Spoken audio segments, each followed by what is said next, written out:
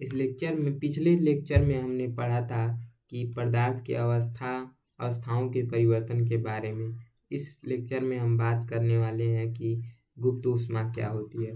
तो गुप्त ऊष्मा एक भौतिक प्रक्रिया है। जैसे आप जो ठोस पदार्थ कोई लेते हैं, जैसे ठोस में आपने बर्फ लिया और उसे गर्म किया, तो इस ठोस पदार्थ को गर्म होते समय जब ये द्रव में परिवर्तन होता है, इन्हीं सब भौतिक प्रक्रिया को ही हम गुप्त ऊष्मा कहते हैं। उदाहरण परिभाषा देखते हैं गुप्त ऊष्मा की।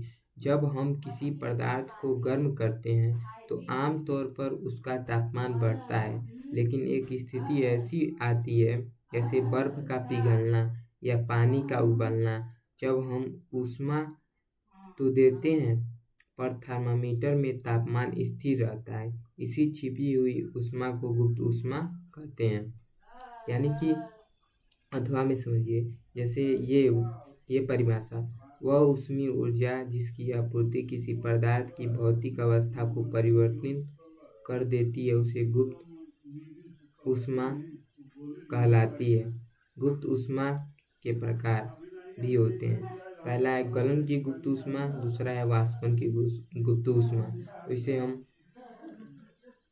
समझते हैं। पहला, गलन की गुप्त ऊष्मा क्या होती है। गलन की गुप्त ऊष्मा एक वायुमंडलीय दाब पर 1 किग्रा ठोस, एक वायुमंडलीय दाब लेते हैं और 1 किग्रा ठोस को उसके गलनांक पर द्रव में बदलने के लिए जितनी गुप्त ऊष्मा की आवश्यकता होती है, उसे ठोस को गलन की गुप्त ऊष्मा कहते हैं।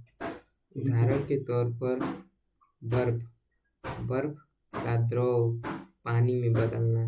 जब हम बर्फ लेते हैं और उसे कुछ तापमान पर गर्म करते हैं तो द्रव यानी कि पानी के रूप में बदल जाता है। इसी प्रक्रिया को गलन की गुप्त ऊष्मा कहते हैं। उसके बाद हम देखते हैं वाष्पन की गुप्त ऊष्मा। वाष्पन की गुप्त ऊष्मा क्या होती है।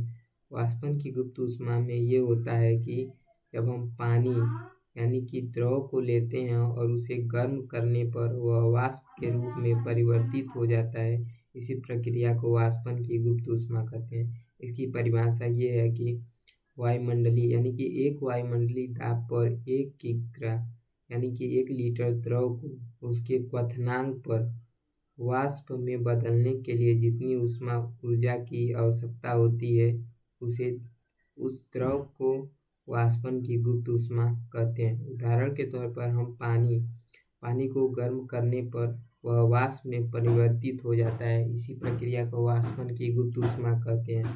उसके बाद हम समझते हैं कि ऊर्ध्वपातन क्या होता है।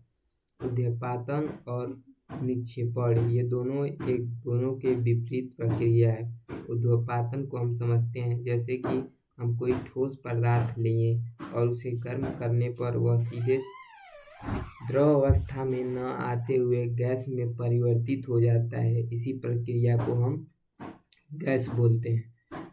तो ऊर्ध्वपातन की परिभाषा ये है कि वह प्रक्रिया जिसमें कोई ठोस पदार्थ गर्म करने पर बिना द्रव अवस्था में बदले सीधे गैसीय अवस्था में बदल जाता है और ठंडा करने पर गैस से सीधे ठोस में बदल जाता है, उसे ऊर्ध्वपातन कहते हैं। सरल भाषा में हम बोले तो ठोस से सीधे गैस में बिना बीच में द्रव आए। जैसे उदाहरण के तौर पर कपूर लेते हैं। कपूर को गर्म करें तो वह पिघलेगा नहीं, सीधे धुआं बनकर उड़ जाएगा। इसी प्रकार नेपथलीन की गोलियां, अलमारी में रखी नेपथलीन की गोलियां धीरे धीरे बिना गिले हुए छोटे होकर गायब हो जाती हैं। और तीसरा उदाहरण आयोडीन।